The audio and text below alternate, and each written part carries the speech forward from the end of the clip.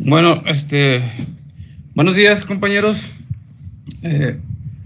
El tema que voy a presentar se denomina factores que intervienen en el desarrollo de las competencias para la vida y el cumplimiento de los rasgos del perfil de egreso en los estudiantes de cuarto, quinto y sexto grados de la Escuela Primaria Miguel Hidalgo y Costilla. Presenta William Esteban Díaz Hernández y el asesor de este trabajo es el doctor Manuel Morales Salazar. El objetivo general de esta investigación fue evaluar el proceso del desarrollo de competencias y el cumplimiento de los rasgos del perfil de egreso en los alumnos de primaria alta, es decir, los alumnos que se encuentran cursando el cuarto, quinto y sexto grados de educación primaria en la Escuela Miguel Hidalgo turno matutino. De ese objetivo general se desprenden 4 objetivos específicos, los cuales son: analizar la metodología que emplean los docentes en el proceso de enseñanza-aprendizaje, determinar los factores internos de los alumnos que influyen en su desempeño escolar, evaluar el contexto familiar y social en el rendimiento académico de los alumnos y, por último, medir el cumplimiento de los indicadores del perfil de egreso. Las interrogantes que surgieron al momento de plantear esta investigación fueron 3. La primera de ellas es: ¿qué factores determinan el desarrollo de las competencias para la vida en los alumnos de la Escuela Primaria Miguel Hidalgo? La segunda: ¿cómo es la intervención docente en el proceso de enseñanza-aprendizaje? Y por último, ¿cómo influye el contexto familiar y social en el desempeño escolar de los alumnos? Como antecedentes, yo tengo aquí los fines del Sistema Educativo Nacional o Sistema Educativo Mexicano. Destaco 3. El primero de ellos nos menciona que la educación que se imparta en México debe contribuir al desarrollo integral y permanente de los educandos. Es decir, la educación que los niños, en este caso de educación primaria, estén adquiriendo debe de ser suficiente y tener la eficacia para que ellos puedan seguirse preparando, ya que la educación, como todos sabemos, es un proceso permanente. En segundo rasgo, destaco que la educación que se imparte en el país debe promover el respeto de la dignidad humana. Es decir, los alumnos, aparte de adquirir conocimientos, deben de apropiarse de valores que les permitan promover y apreciar la diversidad y el respeto por sus semejantes. Y por último, también está inculcar el respeto por la naturaleza. Pasando a lo que es el marco teórico, iniciamos con el concepto de lo que es educación. Aquí voy a citar a John D. Bernal, quien establece que la educación es un proceso que ocurre desde el nacimiento de todo individuo y culmina solamente con la muerte de dicho individuo. En este caso, pues tenemos que la educación es un proceso que está presente a lo largo de nuestra vida. Estamos en constante evolución cognitiva y siempre estamos aprendiendo. En nuestro país existen bases organizativas y legales, las cuales regulan y establecen el derecho a la educación. Parte de esas bases es el artículo 3º, en el cual se enmarca que la educación que imparte el Estado pues es laica, gratuita, obligatoria, y que esta educación tenderá a desarrollar todas las facultades del ser humano. Por otra parte, la Ley General de Educación establece que la educación que reciban los individuos, en este caso los mexicanos, debe promover la adquisición, la actualización de conocimientos, habilidades y aptitudes que le permitan una vida plena, tanto personal como profesional. Y de ahí desglosamos lo que son los planes de estudio. Actualmente coexisten 2 planes de estudio en lo que viene siendo la educación primaria. Uno es el 2011 y otro es el plan de estudios que se estableció en el 2017. Como todos sabemos, la alternancia en la administración federal acarrea diferentes planes de estudio, por así decirlo. En el 2011 es donde se establecen las competencias para la vida y los rasgos del perfil de egreso que se están evaluando en esta investigación, ya que el modelo educativo que se propuso en la administración federal pasada solamente contempla los grados de primero y segundo, y lo que viene siendo de tercero a sexto grados aún está vigente el plan de estudios. Por tal motivo, ese fue el plan de estudios que que se tomó en cuenta para llevar a cabo esta investigación. Tenemos el concepto de competencias. Chomsky fue pionero en este tipo de concepto. Por ejemplo, él mencionaba que las competencias tenían rasgos lingüísticos. Para él, una competencia consistía en dos partes. La primera era el conocimiento de la lengua y la segunda parte era o es el dominio de dicha lengua para usarse en diversos contextos. Lo que hoy conocemos como lenguaje formal e informal. Cada quien tiene conocimiento pleno de la lengua, en nuestro caso el español, pero se emplea en diferentes situaciones dependiendo de con quién estemos hablando. Para Perrenot, una competencia es una movilización de saberes, la cual permite hacer frente a diferentes circunstancias. Y para la Secretaría de Educación Pública, está un poquito en concordancia con Perrenot, las competencias son la movilización de conocimientos y recursos cognitivos que permiten enfrentar situaciones inéditas, en este caso, pues problemas que nos acontecen en la vida diaria o situaciones didácticas planteadas a los niños en la escuela primaria. En la escuela primaria se dividen las competencias en un grupo amplio llamado competencias para la vida. Ese grupo, a su vez, se divide en 5 grandes aspectos. El primero de ellos son las competencias para el aprendizaje permanente, donde se involucran, por ejemplo, la lectura, la comprensión de la lectura, el razonamiento lógico-matemático. También están las competencias para el manejo de la información, donde el alumno tiene que ser capaz de buscar y seleccionar información adecuada. Debe ser capaz de discernir de diferentes medios o toda la cantidad de información que está recibiendo. También tenemos las competencias para el manejo de situaciones. Aquí entra mucho lo que es el control, el manejo y el control de las emociones. Tenemos también las competencias para la convivencia y las competencias para la vida en sociedad. Aquí involucra el respeto hacia los semejantes y el respeto por las normas y las reglas. Luego tenemos lo que es el perfil de egreso. Para la Secretaría de Educación Pública, el perfil de egreso indica los rasgos o los logros a los que los alumnos deben acceder una vez que han finalizado o durante su tránsito en la escuela primaria. Por mencionar algunos, un alumno que cursa y concluye su educación primaria debe ser capaz de utilizar el lenguaje oral y escrito para comunicarse de manera fluida. También debe ser capaz de razonar, de argumentar y de proponer situaciones, así como emitir juicios a las diferentes situaciones que se esté enfrentando. Como ya se mencionó, en las competencias, aquí hay una concordancia.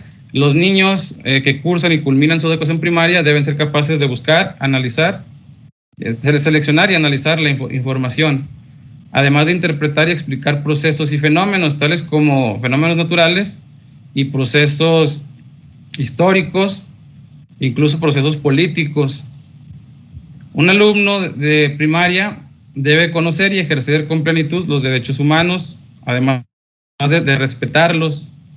Debe también ser capaz de promover y de conocer el cuidado de la salud y del medio ambiente.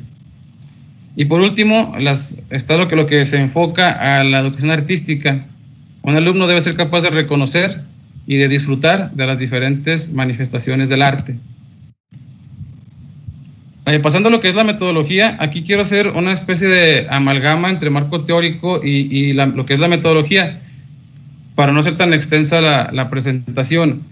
En mi tesis, cada uno de estos ejes está contemplado en el marco teórico y fueron trasladados a la metodología cuando fueron operacionalizadas las variables. Así, de esta manera, tenemos que en el eje de alumno se estuvo midiendo lo que es el autoconcepto de los niños, su percepción de la felicidad, si son felices o no son felices, si se conciben como seres responsables o no. En lo referente a la familia, pues todo lo que involucra a los padres de familia y a los hermanos en el proceso de formación de los niños. En las competencias y el perfil de egreso, como ya se mencionaron, esas fueron trasladadas, fueron operacionalizadas y se plasmaron en el instrumento de investigación. El desempeño escolar, aquí voy a citar a Santander. Santander nos menciona que el desempeño escolar es como una fusión entre la medición y la adquisición de conocimientos. Generalmente, entre más se adquieran o más se retenga un conocimiento o una serie de conocimientos, el alumno se le asigna una calificación mayor. En contraparte, si un alumno no es capaz de desarrollar o de alcanzar ciertos niveles de conocimiento, pues se le asignan calificaciones menores. Este eje consiste en los promedios de las asignaturas que se cursan de cuarto, quinto y sexto grado. En cuanto al docente, se tomó en cuenta la metodología, los tipos de materiales que usan, el trato que se le da a los alumnos.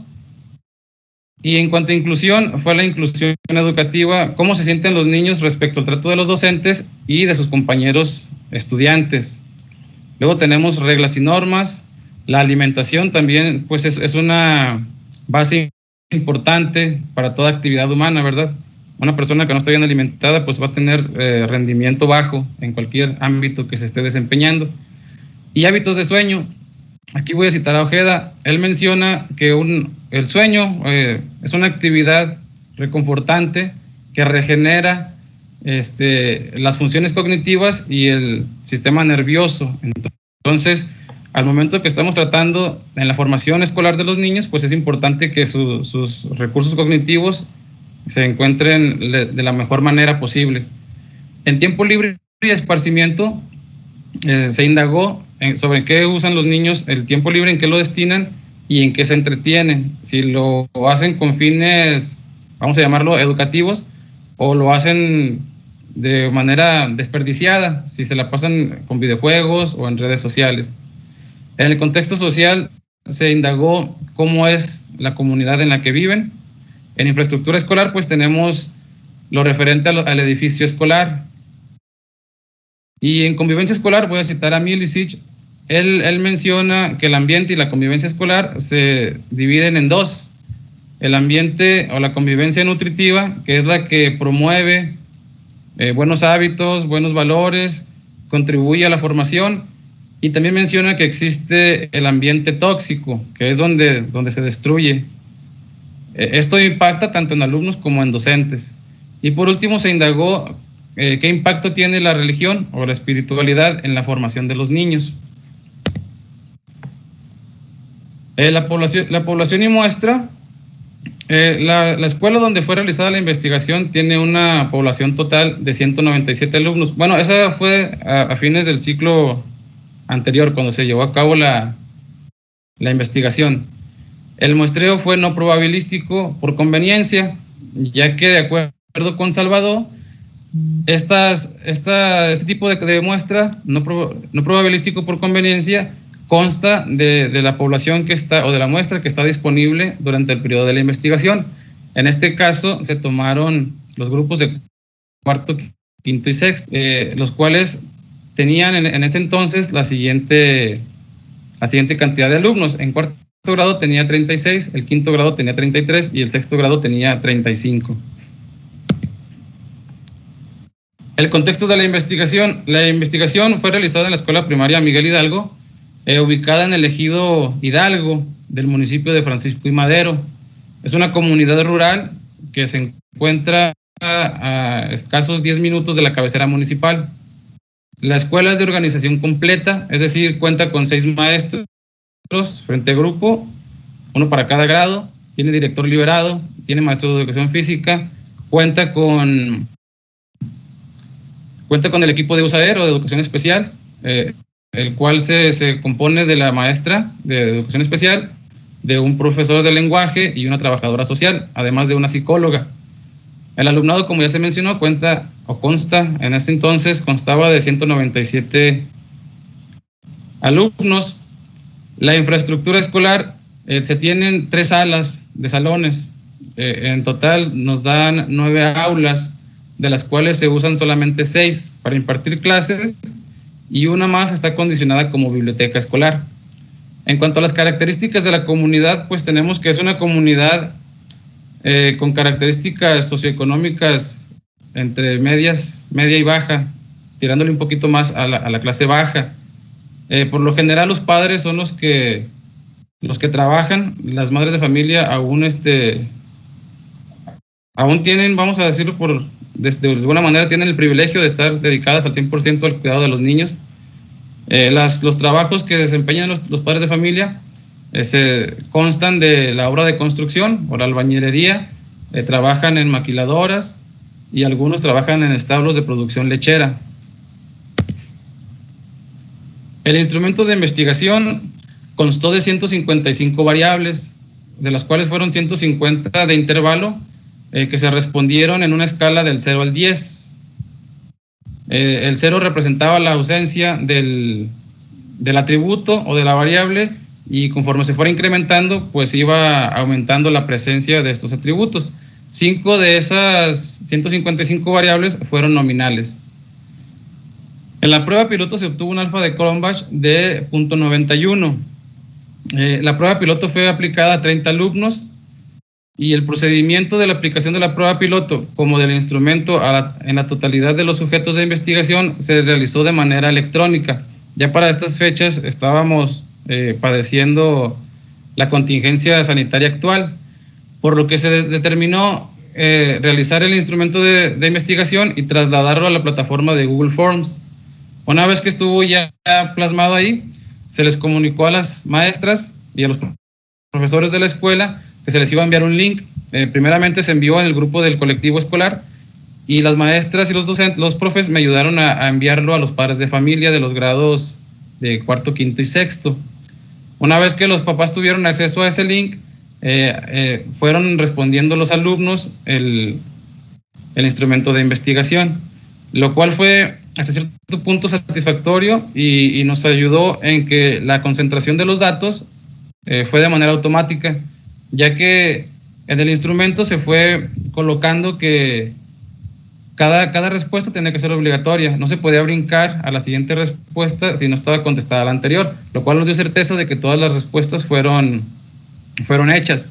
Y de manera automática se nos generó una base de datos en Excel, la cual fue procesada en el versión 10 del software estadística, obteniendo los siguientes resultados. Se llevaron a cabo cuatro estadígrafos, los cuales fueron la univariable o la estadística descriptiva, en la cual las variables fueron ordenadas con base en la media. También se consideró el mínimo, el máximo, la desviación estándar. Como observamos, tenemos aquí el límite superior. En el límite superior de la univariable yo destaco algunas cosas. Por ejemplo, en lo que se refiere a la alimentación, pues los niños manifestaron que ellos comen todos los días. En cuanto a la alimentación, se les preguntó por diferentes momentos en los que se alimentan. Es referente al desayuno antes de irse a la escuela, el almuerzo que consumen en la escuela, si comen todos los días, ese es en el periodo de la tarde. Vamos a establecerlo entre 3 y 4 de la tarde aproximadamente, y luego se les preguntó por la cena. Entonces ellos, la primera o la variable que se situó en la parte superior del límite superior, válgame la redundancia, fue que los alumnos comen todos los días. También me llama la atención la tercera variable que está ahí, la que dice: me enojo cuando las cosas no me salen bien. Esa variable fue tomada de la competencia del manejo de situaciones, la cual hace alusión a la tolerancia al fracaso o a la tolerancia a la frustración. Para conocer si los niños son tolerantes al fracaso o a la frustración, se les preguntó que si se enojan cuando las cosas no les salen bien. Y como se mencionaba hace un instante, si contestaban con 0, pues es que no, y que tienen tolerancia. En cuanto más elevada sea la puntuación, pues quiere decir que menos tolerancia a la frustración tienen. También me llamó la atención 2 promedios de 2 asignaturas, los cuales son educación física y educación artística. Estos se colocaron en el límite superior, mientras que el resto de asignaturas estuvo dentro de la normalidad. En el límite medio tenemos que la metodología docente y la inclusión, es decir, las prácticas que llevan a cabo los profesores, tanto como la inclusión educativa por parte de los docentes y de los mismos niños, está en un rango normal, junto con las competencias que hacen alusión al cuidado de la salud, así como el funcionamiento o el trato que se les da en la familia. Eso está dentro de la normalidad, incluyendo los promedios del resto de asignaturas, que serían español, ciencias naturales, historia, geografía y formación cívica y ética. Como les comentaba, solamente educación física y educación artística se colocaron en el límite superior, lo cual nos indica que los promedios son muy altos en esas dos asignaturas. En el límite inferior destaco lo siguiente. Los niños pusieron de manifiesto que no son capaces de reconocer las manifestaciones artísticas. Esta variable ocupó de los lugares más bajos en la estadística descriptiva y se contrapone fuertemente con lo que reportan los promedios. Es decir, ahí no hay concordancia.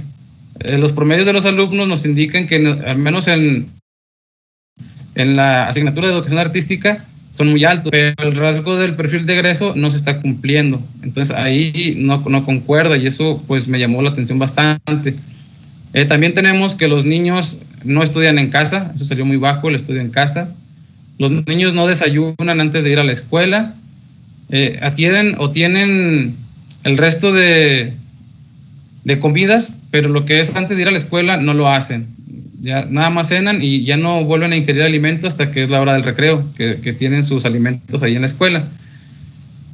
En cuanto a la competencia lectora, los niños manifestaron que en su tiempo libre no leen o leen con muy poca frecuencia, así como el gusto por la lectura también es escaso. El análisis integracional se llevó a cabo por medio de análisis de factores con una carga factorial de 0.35. Yo destaco una tabla, nada más me llamó la atención en el análisis integracional. Es la tabla 9, denominada educación artística. En este análisis de factores o esta integración de factores me salieron dos variables, la cual es me enojo cuando las cosas no me salen bien, y como les comentaba, tiene que ver con la tolerancia a la frustración o la tolerancia al fracaso. Y eso tiene relación, de acuerdo con el análisis de factores, con el promedio de educación artística. Entonces ahí eso me llamó la atención. ¿Cómo es que los niños no toleran el fracaso, pero tiene relación con uno de los promedios más altos, que al momento de verlo pues sería satisfactorio ver que tengo un 10 o que tengo un 9? Sin embargo, los niños no se sienten satisfechos ahí con esta relación entre factores. Uno de los estadígrafos o de los análisis que más satisfacción me dejó, o que más, vamos a decirlo, que más luz arrojó a la investigación, fueron las correlaciones. El margen de error de las correlaciones fue de 0.000000000001, es decir, 11 ceros después del punto. Se hizo así porque me salían muchas correlaciones, muchos números en rojos, entonces tuve que ir aumentando la cantidad de ceros, por lo que el margen de error pues es mínimo. Entonces tenemos la tabla número 10, en la cual se correlacionó el gusto que tienen los niños por ir a la escuela, y nos arrojó lo siguiente: los niños que sienten gusto por acudir a la escuela se perciben como personas responsables, tienen gusto por estudiar, les gusta hacer la tarea, y aquí yo destaco esta variable.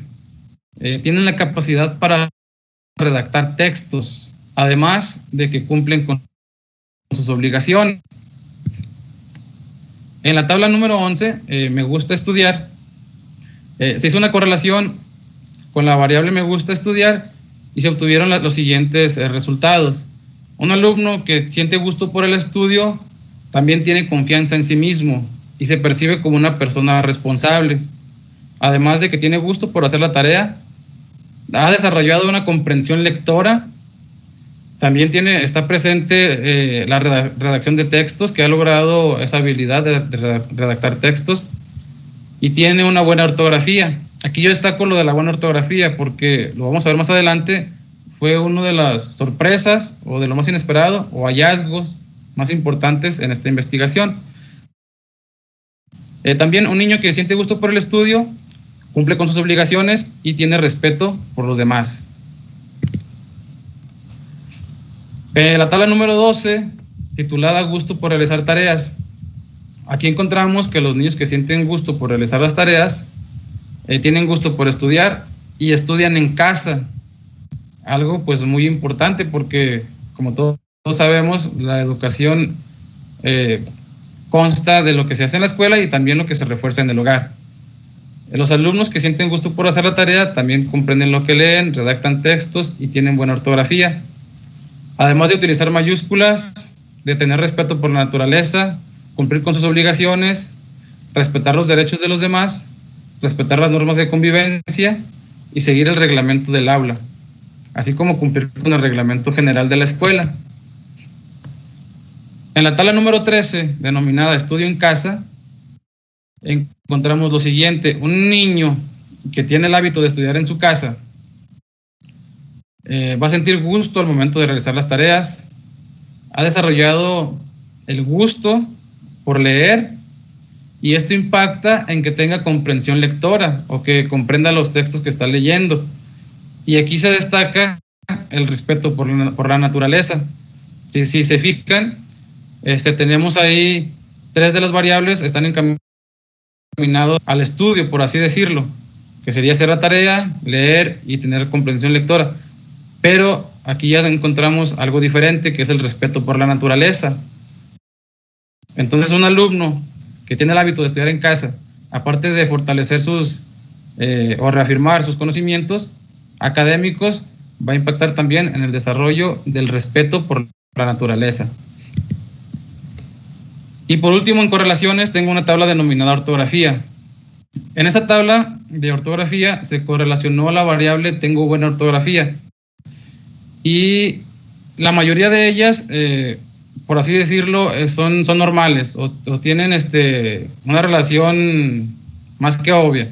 Por ejemplo, el gusto por el estudio, el gusto por hacer tareas, una letra bonita o una buena caligrafía, el uso de mayúsculas y la acentuación de palabras. Hasta ahí, esas 3 pues tienen hasta cierto punto obviedad con la correlación con la ortografía.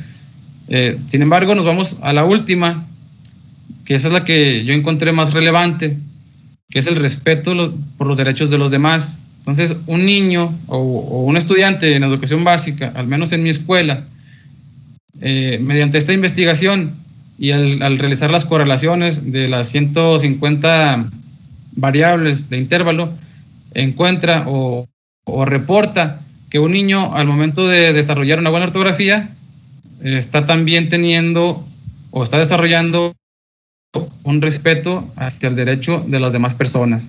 O sea que hay una relación entre lo que es las reglas ortográficas y el seguir o respetar a las demás personas.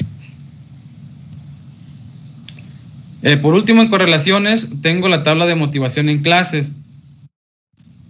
Aquí se destaca que un alumno que está motivado en clases lo hace principalmente porque su docente o el maestro que está a cargo de él da clases interesantes. Es decir, el maestro es el encargado de despertar la motivación de los niños. Un niño que está motivado en clases también tiene facilidad para integrarse en los equipos de trabajo. Y esto, yo aquí también destaco que puede tener implicación en la inclusión, ya que los que han trabajado con niños se han dado cuenta que al momento de establecer equipos de trabajo, si no son por afinidad, en muchas ocasiones, por no decir que en el 99.9% de las situaciones, los niños reniegan por las personas que les fueron asignadas a su equipo. Sin embargo, si un niño está motivado, se va a lograr esa inclusión o esa formación de equipos, sin necesidad de que sea por afinidad, de que se junten con sus amigos o con quienes lo hacen siempre. Un alumno que está motivado en clases también sigue el reglamento del aula y por consiguiente pues no nos va a dar problemas de indisciplina, va a estar atento a lo que nosotros estemos impartiendo. Otra variable que tiene relación o que tiene correlación con la motivación en clases es el descanso durante el sueño. Como se mencionaba, el sueño es un proceso reconfortante. En esta variable, una serie de variables se les preguntó a los niños si descansaban durante el sueño, si al despertar lo hacían con energía y ánimo o lo hacían con pereza. Entonces, un niño que descansa durante el sueño es más viable que sienta o que despierte su motivación en clases. Y por último, un alumno que cumple con estas características dedica tiempo libre a leer.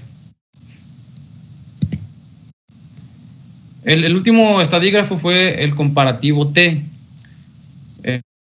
Este comparativo, pues la verdad no arroja resultados muy significantes. Nada más pone de manifiesto que las niñas tienen mayor presencia de los diferentes atributos o de las diferentes variables. Por ejemplo, las niñas se consideran más bonitas que los niños, tienen más habilidad para redactar textos, tienen mejor letra, son más cuidadosas con su integridad física y en general la mayoría de las variables tiene mayor presencia en las niñas que en los niños. En los niños la única que está superior con respecto a las niñas es el uso de videojuegos.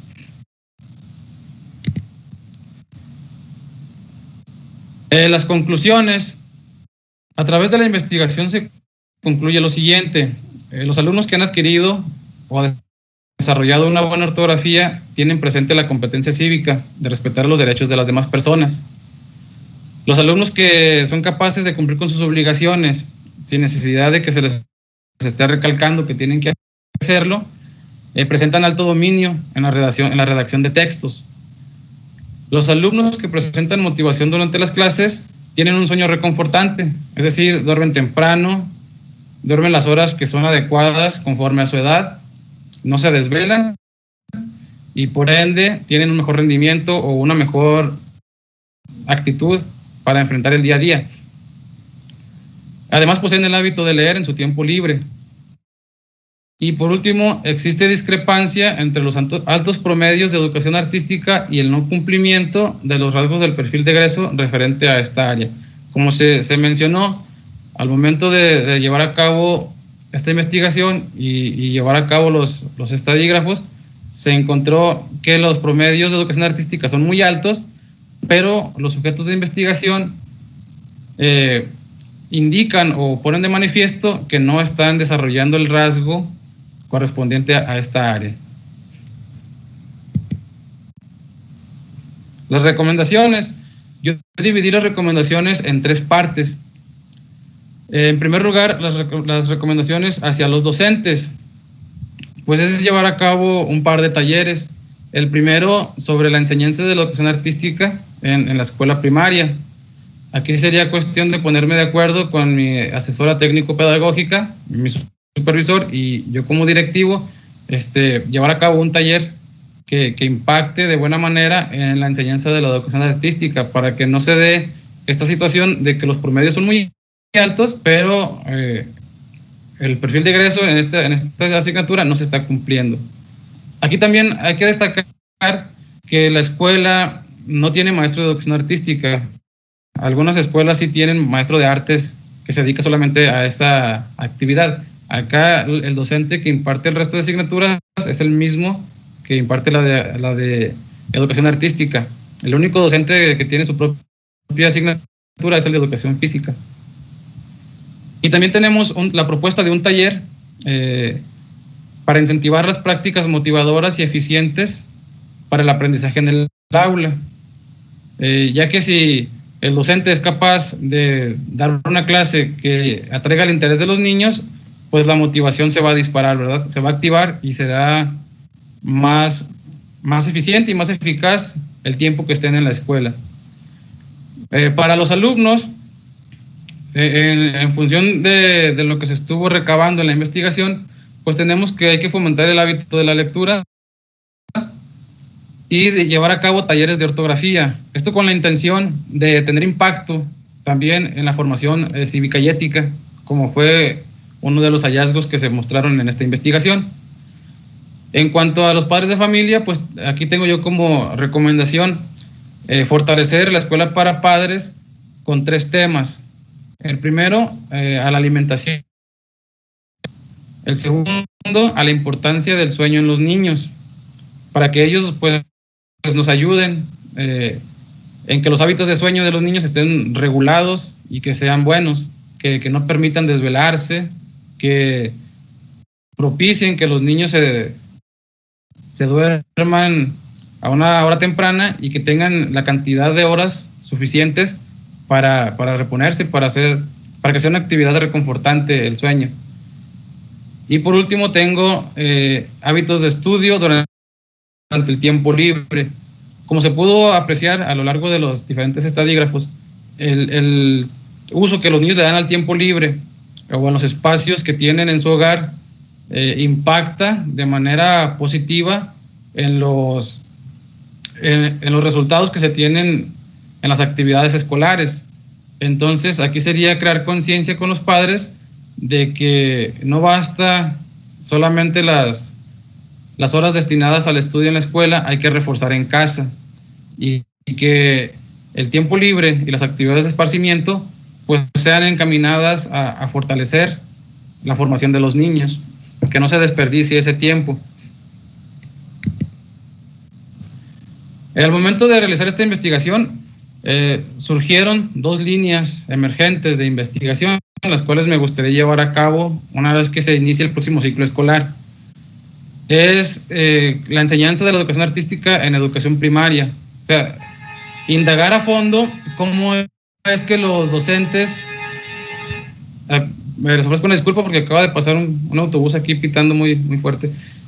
Indagar cómo es que los docentes llevan a cabo esta asignatura, cómo la imparten, porque es alarmante la discrepancia que se pudo observar entre promedios muy elevados y el no cumplimiento del rasgo del perfil de egreso.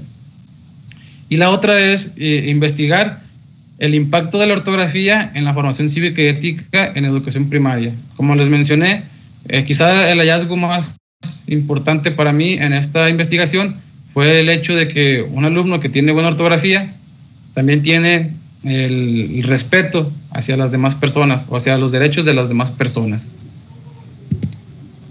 Y cierro con esta frase: el aprendizaje y la actualización no tienen edad ni momentos, son eternos. Gracias por su atención.